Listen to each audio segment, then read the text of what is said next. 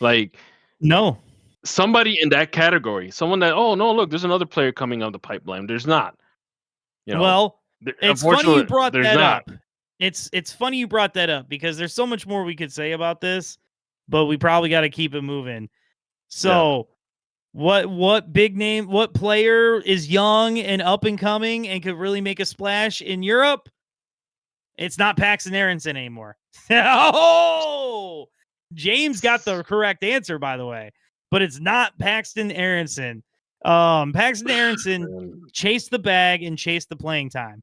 I mean, from all accounts, he was in Frankfurt's plan.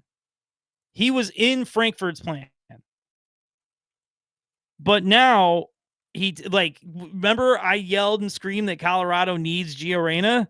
Apparently Colorado has Gio Reyna at home now because they just got Paxten Aaronson. Now, is this, I mean, he got the bag. This was like an $8 million move, man. This was like $8 million. Like, No, what? I get it. It's, what does this say? You know how what does this say about anything? So Paxten Aaronson had basically his whole experience is a failure. Like anytime you come back to the MLS at that young, he could play for MLS for 3 years, go back to Europe, and he's 24. How many guys have done that? How many guys have done that? We're in a brave new world. No. How many guys have done that? How many guys have left Europe, gone to MLS, and did so well that they got called back to Europe? How many guys done that? Well, I mean, like not Americans, but Zlatan. Who's the guy that Kansas City had for a while? Who's of course. The guys that want to go back. The guys that want to go back home. The guys that want to go back home. That's fine. But American players, once you come back to the MLS, it's basically a death sentence. I mean, not literally, but not. Dude, no one's come back at 21 or 22 or however the old. Like, how old is Paxten? Yeah, you're supposed to fight like hell. You know, get yourself on that starting lineup. Like, that's the whole point of playing in a higher level, is getting yourself in that fighting like hell and getting yourself in a starting lineup. Now, if you're just gonna quit and say fuck this, go ahead.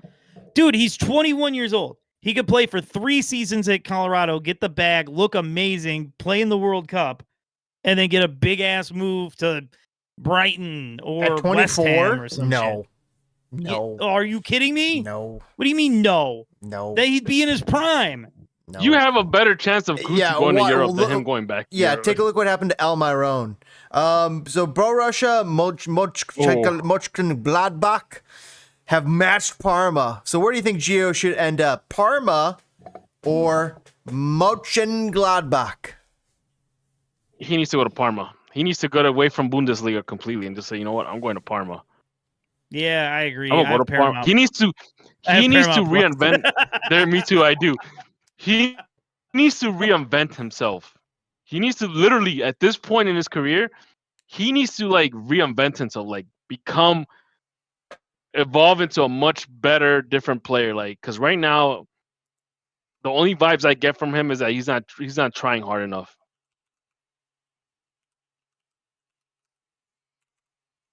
So, if I was him, I'll take the Parma move. Hey, go under a new system. It'll work wonders for Pulisic, you know. I'll say this. I think Reyna needs to shoot lower. So he's like, he can't, like, no matter how bad he is, no matter how horrible his attitude is, no matter how little he worked in practice, he needs the 1,000% playing time guarantee type of thing. Get this kid reps, get him in a good headspace. But I don't know, man. I would go Parma over Gladbach for sure. James, what do you got? Who knows? Like, it's crazy that this guy's still getting opportunities, but that's just a testament to his talent. I mean, this guy's coming off from BVB and from Dortmund, and no doubt a talented kid that he's still not ending up in MLS. like other has-beens we've maybe mentioned earlier. Surprise, surprise, right? Yeah, exactly. Parma and Beau Russia are still in Europe, still playing in promotion relegation, still dealing with the pressures of having to perform in front of fans and for the standings. So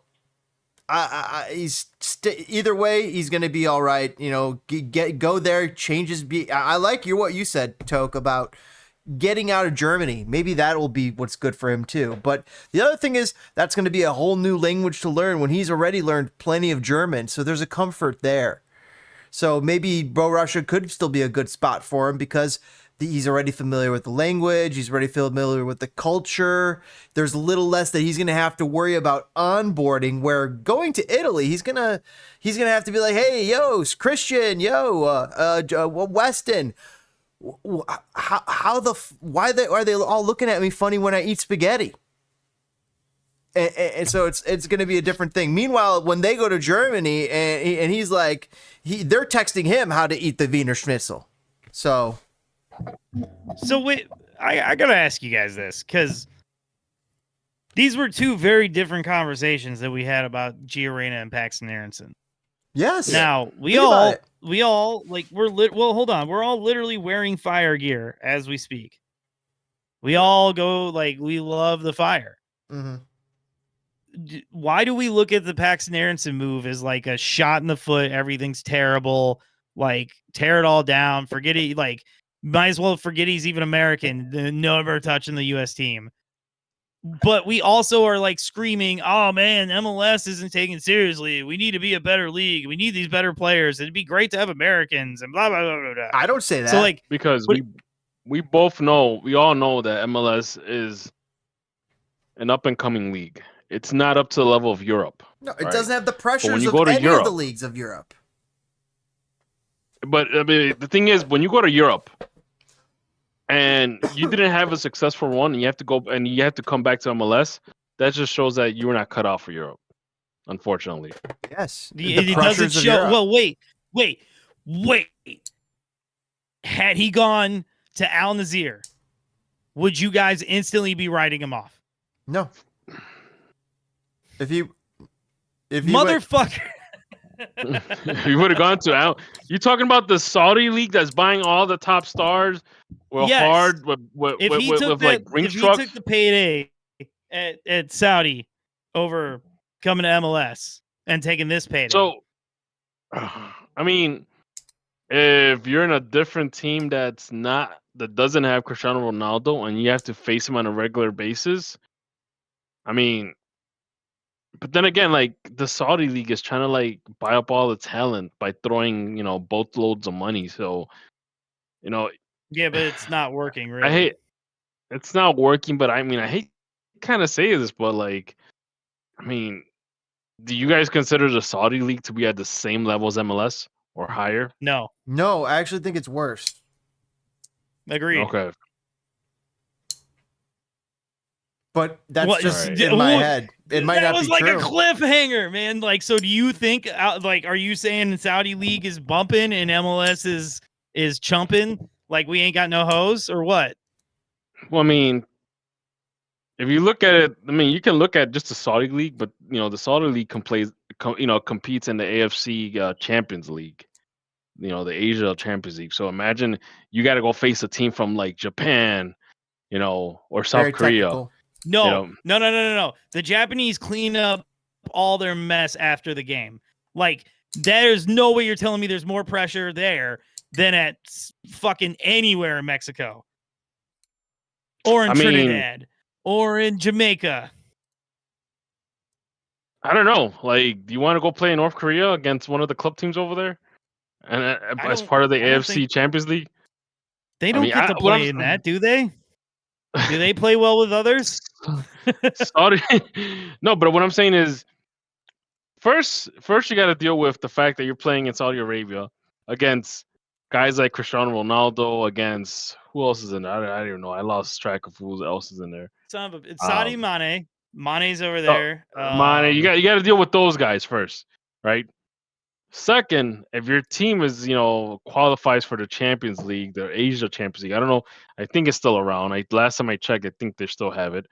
Now you got to go face against teams from besides like club teams from like Vietnam or China or something like that. You still got to go face some of those Japanese teams and South Korean teams, and you know, even some like There's no way you tell me Uzbekistan that's team. more hostile than playing anywhere in Mexico, like No, I mean, in a Champions League game.